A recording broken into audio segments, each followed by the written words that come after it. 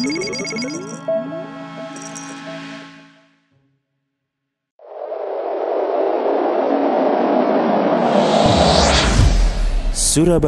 Mengaji. Yuk, dukung dakwah Surabaya Mengaji.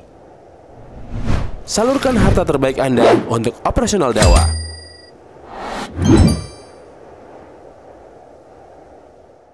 Seperti contoh misalnya, jika kita mengambil pendapat bahwa meniatkan bacaan Al-Quran atau zikir atau ya doa-doa kita yang kita niatkan pahalanya sampai kepada orang yang meninggal, maka sampai gitu ya.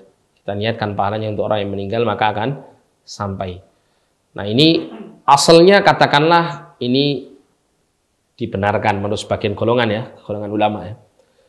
Dan dikatakan sampai karena Nabi SAW beberapa kali ditanya tentang kaitannya dengan amal-amal soleh tertentu yang kemudian Nabi ditanya apakah jika diniatkan pahalanya untuk keluarga yang meninggal atau orang yang meninggal akan sampai kepada mereka, maka jawaban Nabi selalu ya, kan gitu ya.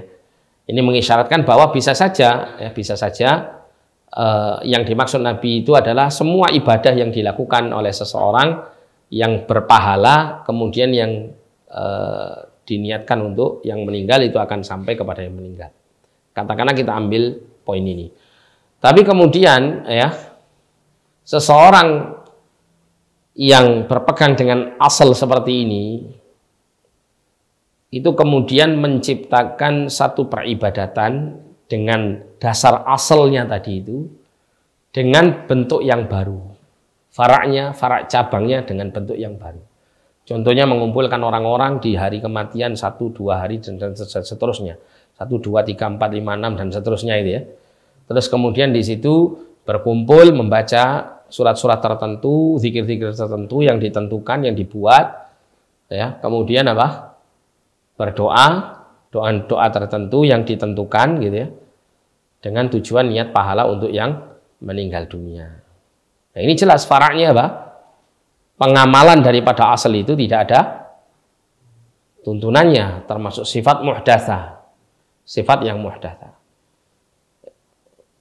Sifat yang muhdatsah. Nah, sehingga al-ityan bi ibadatin masyru'atin ala sifatin muhdatsah.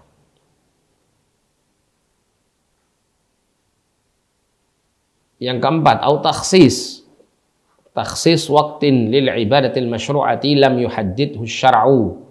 Atau mengkhususkan waktu untuk menjalankan ibadah yang disyariatkan, yang syariat itu tidak membatasi waktu tersebut atau tidak mengkhususkan di waktu tersebut.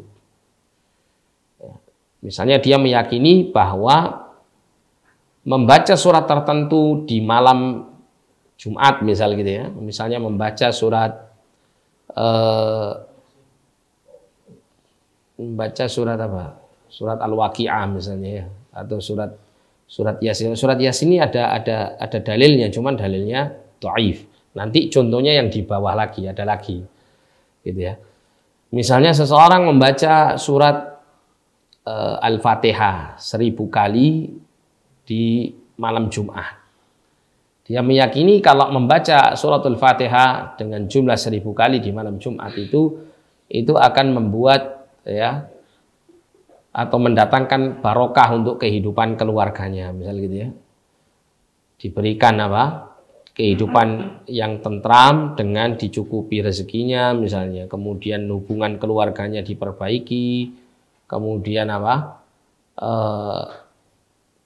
Diberikan kekayaan, ya, kelapangan hati dan seterusnya, kebaikan-kebaikan yang banyak. Nah, ketika menetapkan hal yang seperti ini jelas termasuk dari perkara bid'ah. Kenapa? Karena mengkhususkan waktu kepada ibadah yang masyru'ah, ibadah yang disyariatkan. Membaca suratul Fatihah disyariatkan enggak?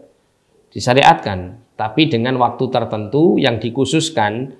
Nah, maka ini termasuk daripada perbuatan bid'ah. Yang syariat tidak menetapkannya dan tidak membatasinya. Contohnya disebutkan di sini, contoh-contoh untuk semuanya ini. Al-bina'u 'alal kubur, membangun kuburan. Ini bahkan ada larangan khusus ya. Larangan khusus dari Nabi SAW. Kita dilarang untuk membangun bangunan di atas kuburan. Kemudian wal a'yad. Al a'yad ini hari-hari besar, apa ya? Hari-hari perayaan Id ya, yang berkaitan dengan agama. Wal ihtifalat al muhdatsah. Al ihtifal hari-hari di situ diadakan perayaan-perayaan yang muhdats, yang baru. Ya, perayaan-perayaan yang baru.